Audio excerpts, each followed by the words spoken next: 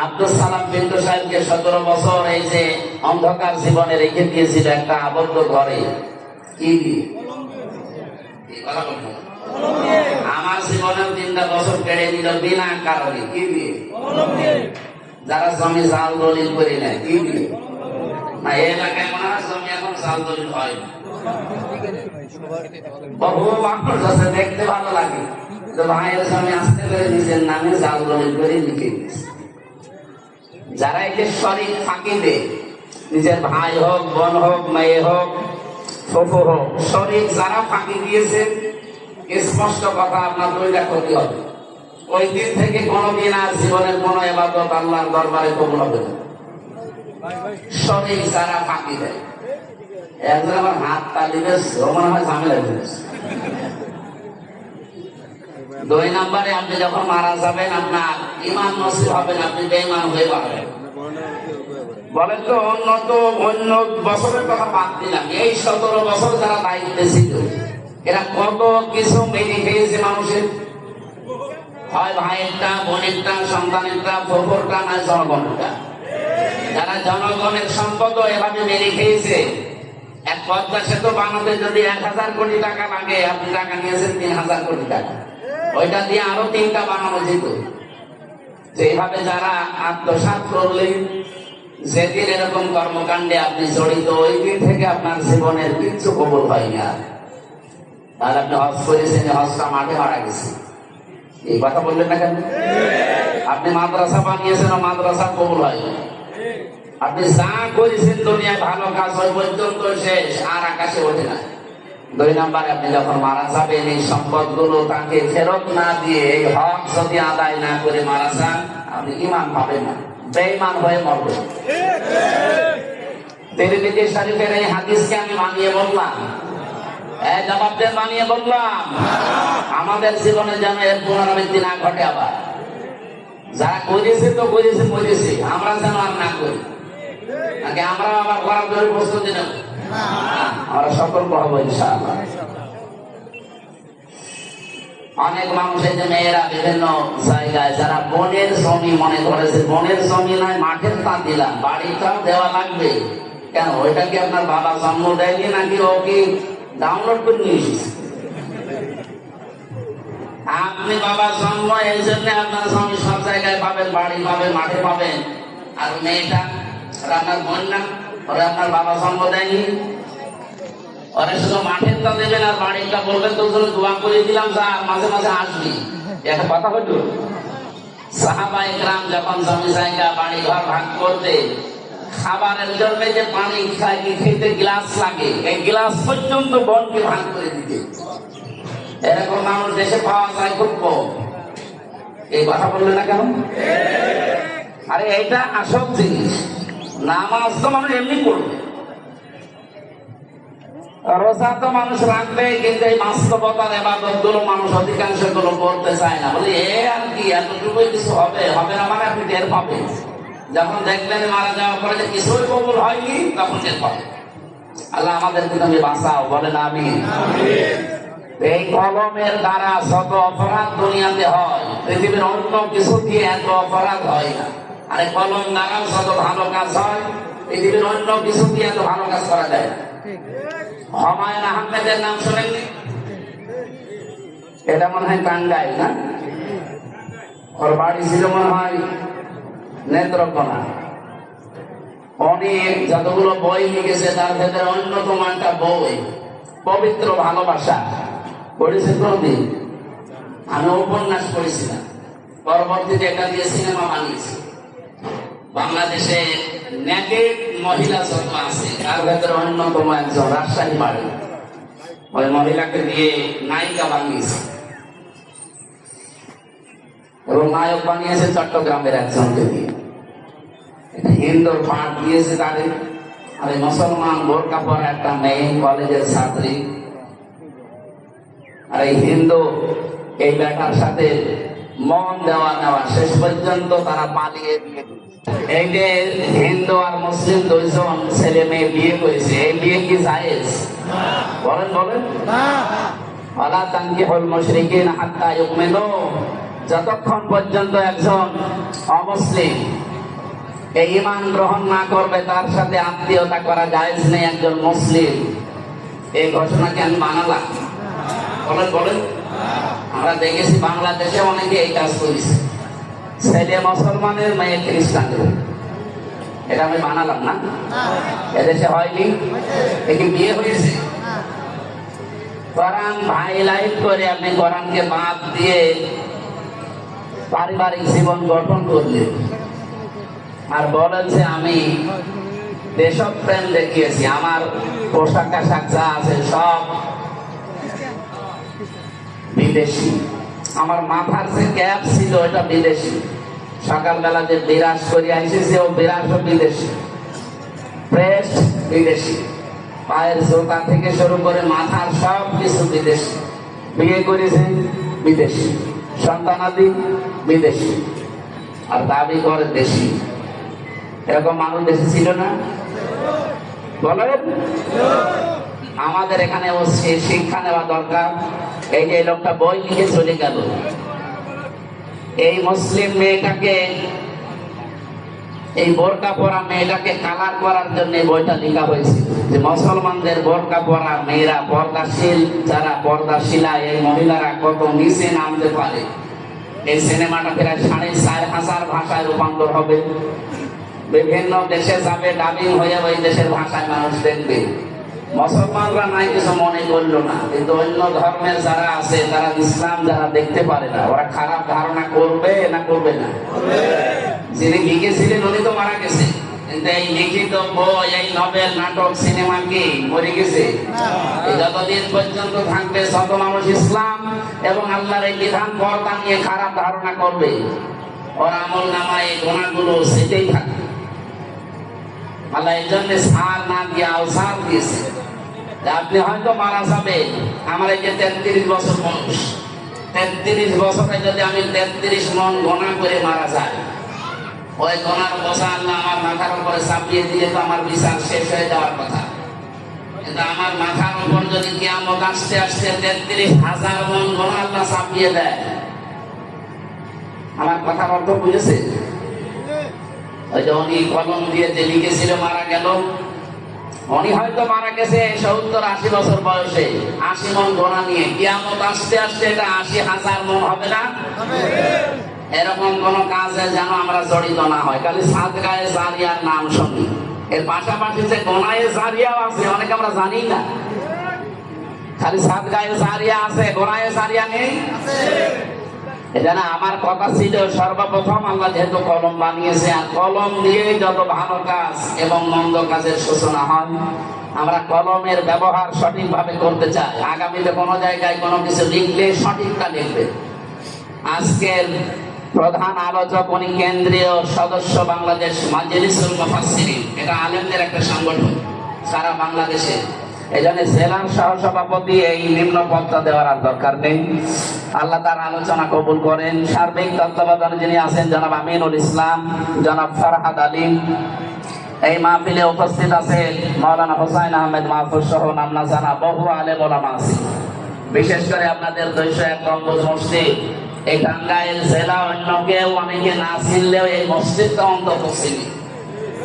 আল্লাহর ঘরের কারণে জেলার দামও বেড়ে গেছে, পরিচিতিও আল্লাহ বাড়িয়ে দিয়েছেন। সেখানকার সম্মানিত খতিব, ইসলামী চিন্তাবিদ মুফতি আব্দুল্লাহ আতালাল্লাহু উমরাহু ওয়া বারাকাল্লাহু ফি হায়াতি, বলেন আমিন।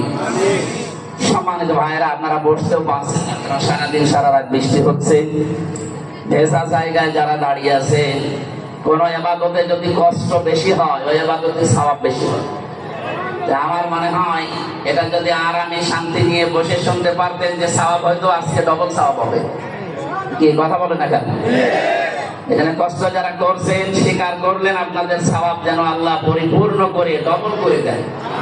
আরো জোরে বলেন পৃথিবীতে 3টা কাজে সওয়াব ডবল হয় আর 3টা কাজে গুনাহ ডবল হয়।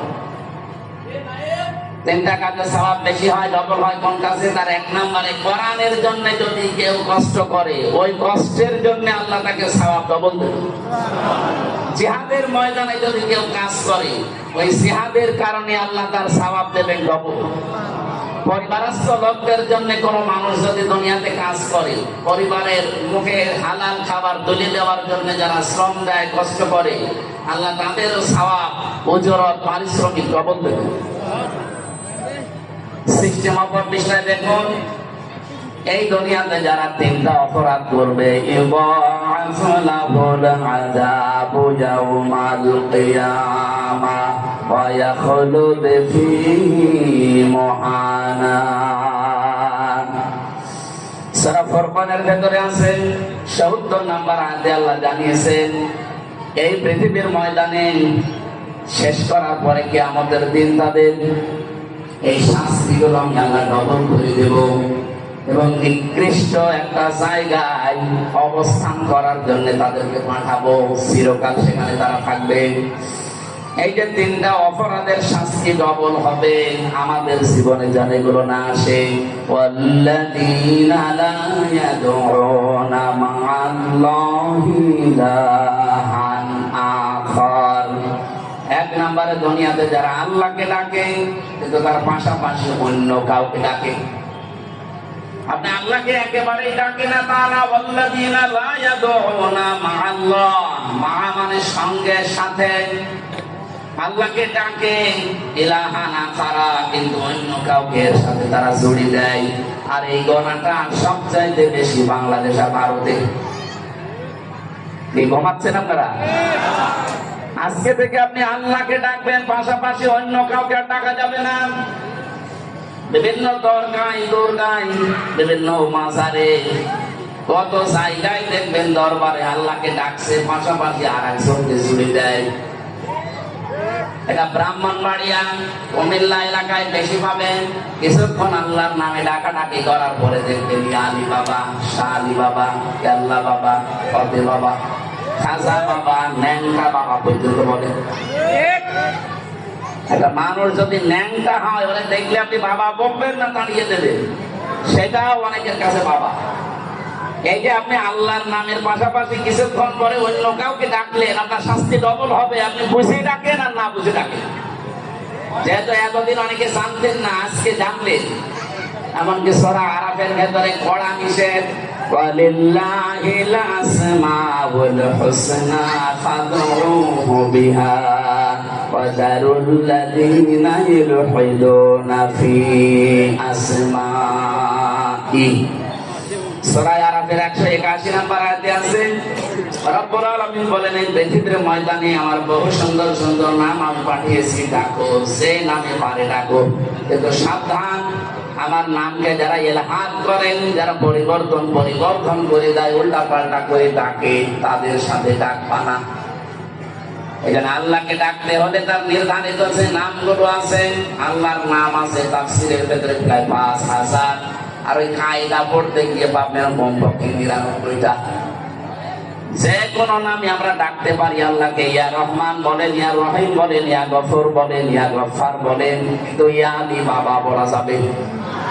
বলেন আপনি আল্লাহর জিকির করতে হলে স্পষ্ট ভাবে করবেন, এলহাদ যেন না হয়। আল্লাহু আকবার বলবেন, শুধু আকবার আকবার বলে জিকির নেই। সুবহানাল্লাহ বলে জিকির করা লাগবে, সুবহান বলে কোনো জিকির নেই। আলহামদুলিল্লাহ, শুধু আলহাম বলে হবে না। লা ইলাহা ইল্লাল্লাহ, লাইলা কোনো জিকির নেই। আছে?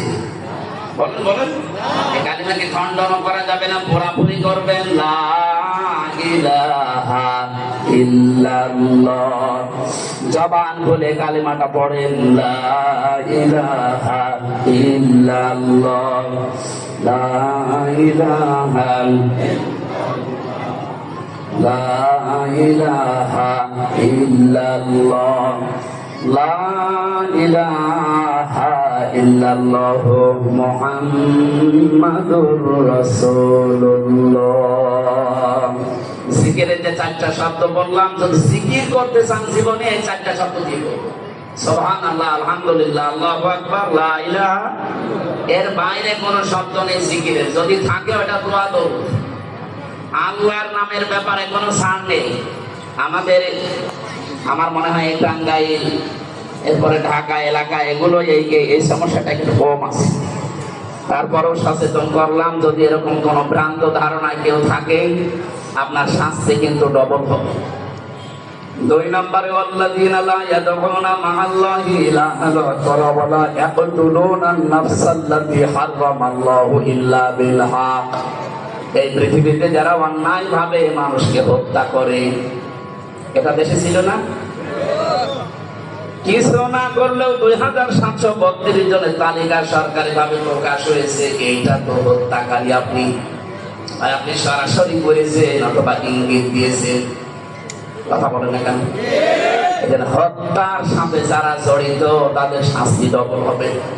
এখান থেকে যদি পরিত্রাণ পেতে চান, যারা হত্যার সাথে জড়িত, এই 54 বছরের হিসাবে বলছি, যারা হত্যার সাথে জড়িত মানুষকে অন্যায় ভাবে, 1 নম্বরে আপনি 10 বছর, 20 বছর, 30 বছর জেল খাটলেই মাপ পাবেন না। এটা সরকারের হিসাব। আর আল্লাহর হিসাব হচ্ছে, যাকে মেরে ফেলেছেন তার বাবার কাছে, তার ছেলের কাছে, তার মা বাবা, স্ত্রী, সন্তান, এদের কাছে আপনাকে মাপ চাওয়া লাগবে। ওরা যদি বলে না 50 লাখ টাকা দিতে হবে, আপনাকে তাই দেওয়া লাগবে। আমার কথা বোঝা গেছে? আমাদের দেশে যদি এটা থাকতো না, এই হত্যা কমে যেত। মানুষ মেরে ফেলে একেবারে অন্যায় ভাবে পিটিয়ে, ধরে নিয়ে যায় পুলিশে, জেলখানায় দেয়। কিছুদিন পরে দেখা যাচ্ছে ফাঁসির আসামি ছিল, তারপরও বের হয়ে চলে আসে। এমনকি 15.5 বছরে বহু মানুষ রাষ্ট্রপতির বিশেষ ক্ষমায় বের হয়ে গেছে। না, হত্যার যে বিচার, এটা বাংলাদেশের দরকার। আল্লাহ তো জানে মানুষের দুর্বল জায়গা কোনটা। এই অবৈধ হত্যা বন্ধ করার জন্য শুধু ওয়াজ করে সম্ভব না, এটা আইন পাস করে ওটা কার্যকারী ভূমিকা দেওয়া দরকার। স্বাধীন হওয়ার পর থেকে যদি সংসদে এই আইনটা থাকতো, কুতিবা আলাইকুমুল কিসাসু ফিল কাতলা, তাহলে এই দেশে এই 54 বছরে যত অবৈধ হত্যা হয়েছে, একটাও হতো না। আপনি জানেন অবৈধ একটা হত্যা করার পরে তার পরিবারের অবস্থা কি হয়? 3 নম্বরে ওয়ালা ইয়াসনুন, তারা জেনা করে না। এজন্য জেনার শাস্তি কিন্তু ডবল। যারা দুনিয়াতে জেনা করবে, জেনা শুধু লজ্জার স্থানেরটাই না, হাতের আছে, মুখের আছে, চোখের আছে, হৃদয়ের আছে, বিভিন্ন জেনা আছে। জেনাগুলো থেকে আমরা মুক্ত থাকবো ইনশাআল্লাহ। তাহলে 3টা কাজে সওয়াবও হয় ডবল, 3টা কাজে শাস্তিও হয়। আল্লাহ আমাদেরকে মেনে চলার তৌফিক দিন, আমিন। আজকের তেলাওয়াতকৃত আয়াত আপনাদের পরিচিত সবাই, আমার মনে হয় অনেকেই মুখস্থই আছে। সূরা মাউন 7টা আয়াত দিয়েছেন আল্লাহ, গুরুত্বপূর্ণ কিছু তথ্য দিয়েছেন এই আয়াতের ভেতরে। মসজিদের জন্য দিয়ে দেন, মুক্ত হস্তে আগে দান করেন, এরপরে আমরা সূরা মাউন থেকে কথা বলা আরম্ভ করব। আপনাদের যদি স্বেচ্ছাসেবক থাকে তারা করে দেন, আপনারা একটু টাকা বের করে রাখেন যদি দিতে চান। মসজিদ মনে হয় এখনো কমপ্লিট হয়নি, তৈরি হচ্ছে। একটু দয়া করে যারা যাচ্ছে তাদের কাছে তাড়াতাড়ি 2-4 মিনিটে শেষ করবেন, আমরা শেষ আরম্ভ করবো ইনশাআল্লাহ। সুবহানাল্লাহ, সেই হিসাবে আমরা একটু ফল খেয়ে নি, বলেন তো সুবহানাল্লাহ, আলহামদুলিল্লাহ, লা ইলাহা ইল্লাল্লাহ, সুবহানাল্লাহ, আলহামদুলিল্লাহ, লা ইলাহা ইল্লাল্লাহ। হ্যাঁ, যে যেখানে যা পেয়েছেন কমিটির কাছে জমা দেন। লা ইলাহা ইল্লাল্লাহু মুহাম্মাদুর রাসূলুল্লাহ। টাঙ্গাইল মাসে সূরা মাউন, মাউন শব্দের শাব্দিক অর্থ ব্যবহারিক জিনিসপত্র। রব্বুল আলামিন বলেন, আরাআইতাল্লাযী ইউকাযযিবু বিদ্দীন, আরাআইতা হরফে ইসতিফহাম, প্রশ্নবোধক চিহ্ন, এটা ইন্টারগেটিভ সেন্টেন্স। আল্লাহ প্রশ্ন দিচ্ছেন, হে নবী আপনি কি দেখেছেন ওই মানুষগুলো যারা কিয়ামতের দিন যে বিচার হবে এটা বিশ্বাস করে না, কিয়ামত যে আছে এটা বিশ্বাস করে না, আপনি কি এরকম মানুষ দেখেছেন? বিশ্বনবী বলেন, কই, আমার সাথে যারা চলাফেরা করে, আমার আশপাশে থাকে, এদের ভেতরে তো আমি আচরণ পাই না। এরা তো মনে হয় যে কিয়ামতে বিশ্বাসী। এখানে আমরা যারা আছি কিয়ামত হবে বিশ্বাস নেই, কার হাত তোলেন তো? আছে? নেই। তার মানে এখানে নারী পুরুষ যারা আছে অন্য ধর্মের হয়তো লোক নেই, এই জন্য আমরা বিশ্বাস করলাম যে কিয়ামত হবে। এমনকি হিন্দু ভাইরা যারা আছে তারা কিয়ামত হয়তো বিশ্বাস করে না, কিন্তু পুনরুত্থান বিশ্বাস করে, আমাদের আবার ওঠা লাগবে। এইটাই তো আমরা বিশ্বাস করি যে আমাদেরকে আবার ওঠা লাগবে।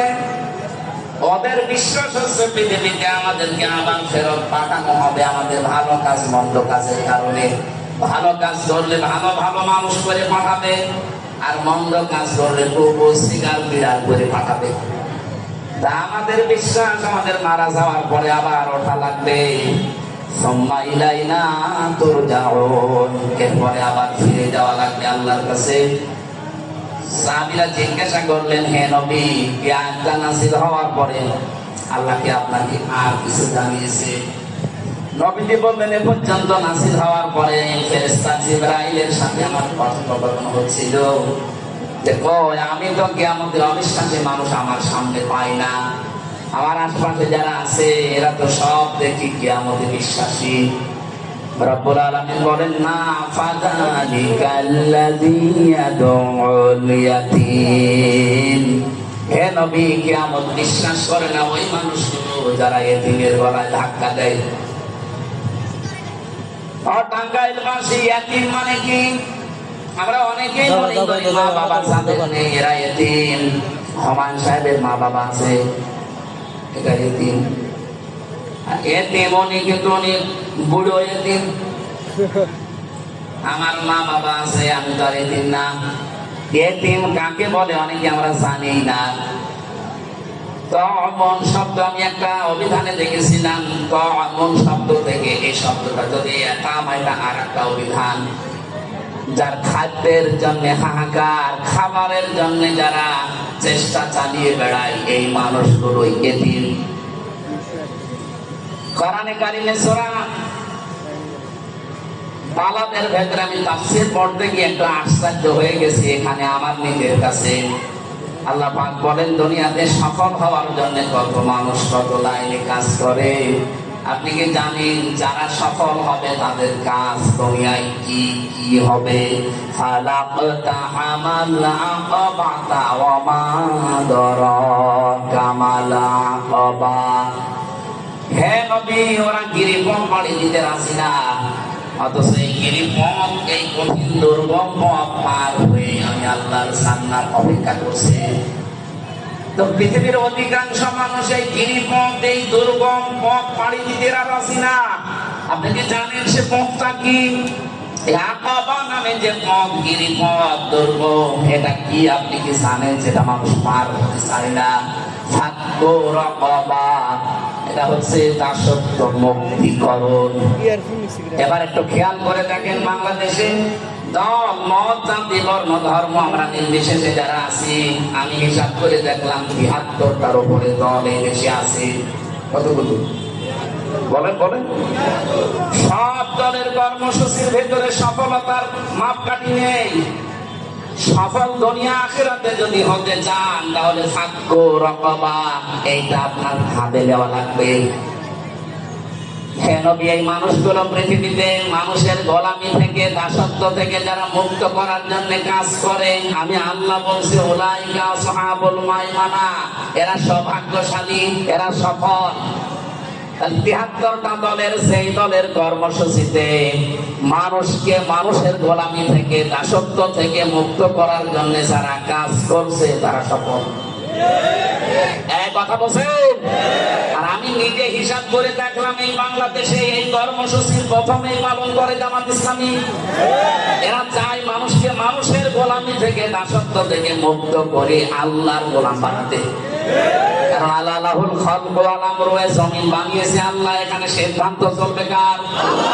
কিছুদিন আগে একটা কমিশন রিপোর্ট দিয়েছিল, আমি দেখলাম ১৩টা কোরআনের আয়াতের বিরুদ্ধে তারা অবস্থান নিয়েছে। তার ভেতরে ১ নম্বর এটা, ওরা বলছে দেহ আমার, সিদ্ধান্ত আমার। দেহ আপনারা কি করে?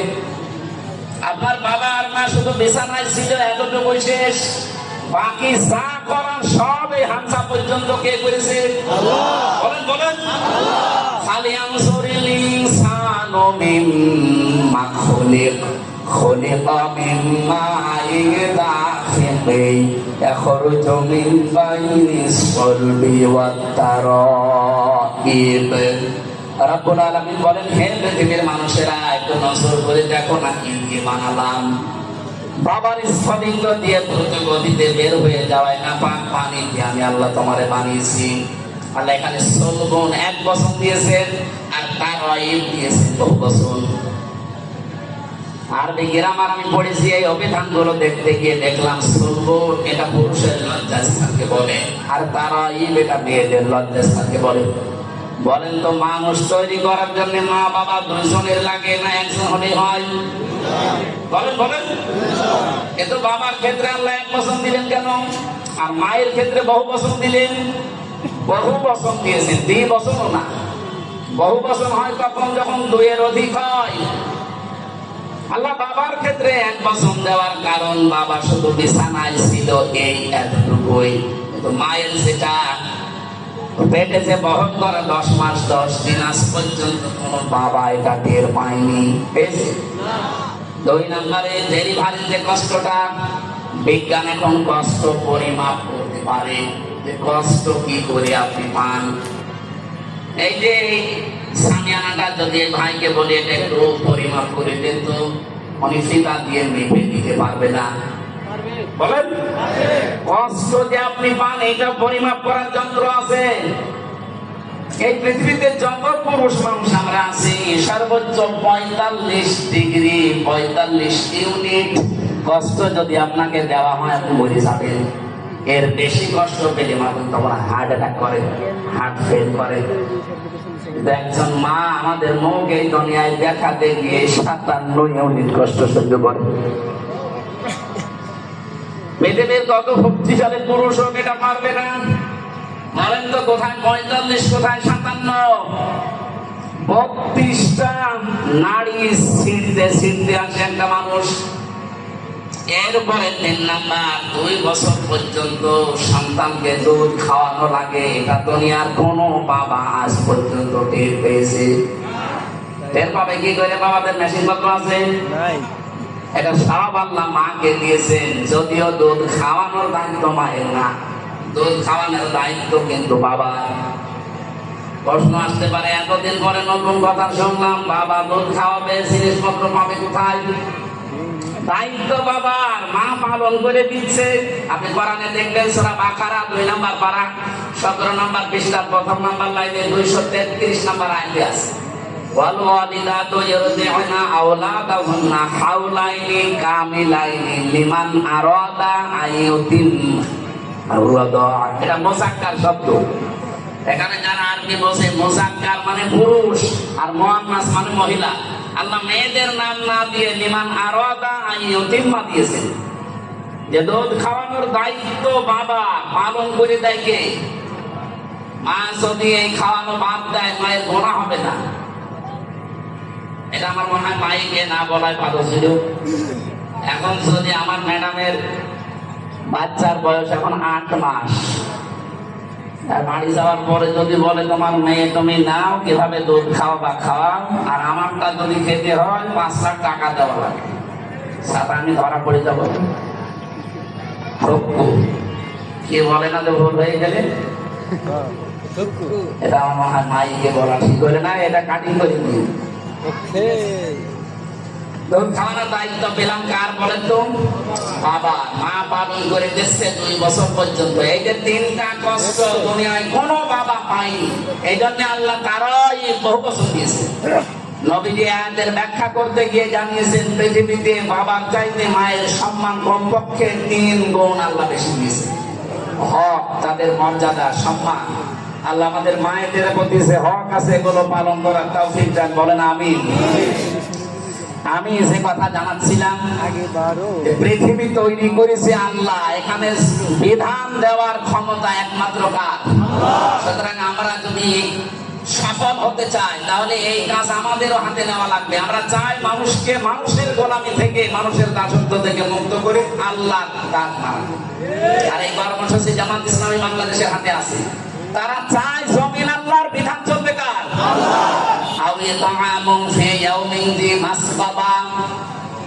যে মানুষগুলো অসহায় নিঃস্ব, তাদের খাবারের ব্যবস্থা যারা করেন, এই কর্মসূচিও আমরা দেখি যারা একামতের দিনের দায়িত্ব পালন করে তাদের আছে।